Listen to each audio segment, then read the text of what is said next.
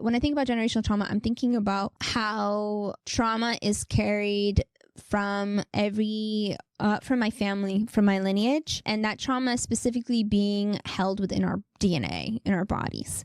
So for me, that has looked like feeling pain that didn't feel like mine physically, like developing chronic pain and having to kind of understand where that came from, and learning that generationally my family has gone through very horrific things, and they have stored a lot of that memory, and they've stored a lot of that trauma inside because they weren't able to express it outwardly.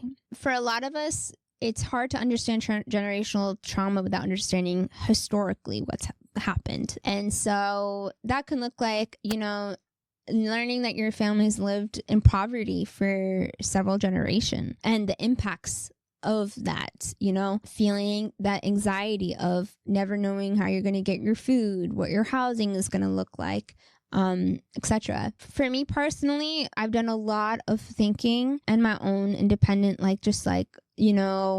asking my family different things to figure out what has happened to my family and how have been the receiver of a lot of that stored trauma. And then generational trauma can look like how your parents treat you. Like I was saying earlier, it can manifest in like your parent being really harsh on you about something that their parent was harsh on them about, and then their parents.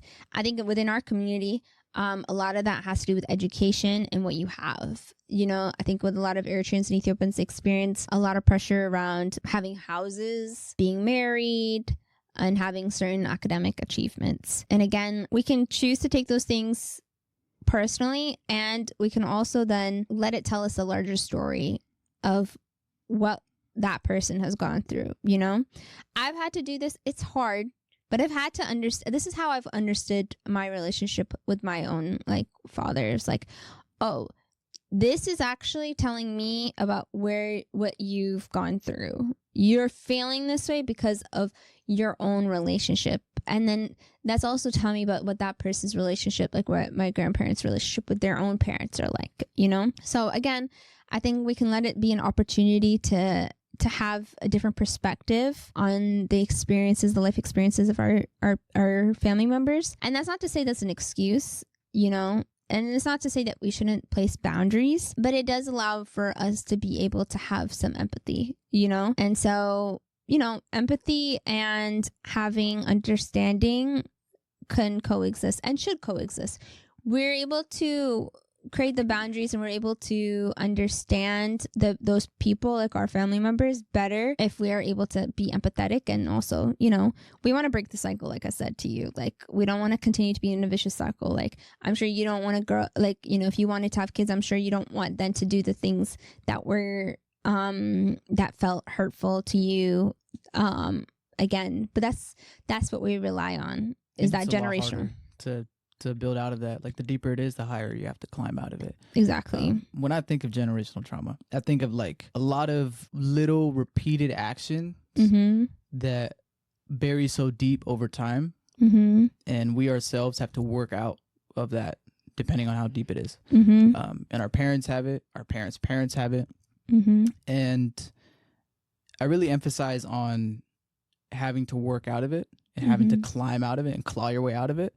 Because it is hard trying not to, it's like you're holding, there's something heavy behind you that you got to hold back. So the person in front of you is when your child doesn't have to deal with all that stuff. And sometimes by trying not to give them trauma, we might give it unintentionally. And that's inevitable. It's inevitable. And my kid is going to say oh, Philemon, I don't like the way he taught me this, maybe this. And it's just a bunch of redialing as you get. Yeah. And hopefully the dial gets closer to whatever we call state of goodness, or I don't know, just tranquility. I guess that's what we're all trying to reach. Trauma is very heavy for a lot of us, and we don't really know what it is. It can come up unconsciously, subconsciously, phically. And culturally. I mean, how many of us have parents or relatives who will never throw anything away because they grew up not having a lot, and so they are scared of throwing things away. They always try to like, I don't want to say hoard, but like they'll always keep, you know, a bunch of things, you know, even though consciously they know that they don't have to do that anymore, but they still do it. There's so many little things in our culture that have been manifestations of generational and historical trauma.